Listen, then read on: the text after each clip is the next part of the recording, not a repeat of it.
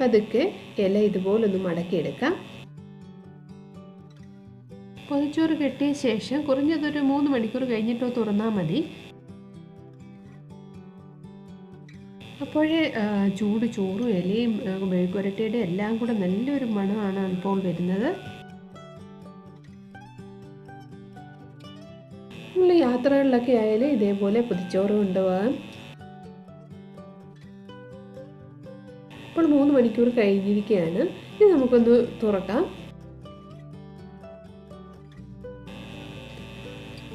തുറക്കുമ്പോൾ നല്ല ഒരു അടിപൊളി മണമാണ് വരുന്നത്.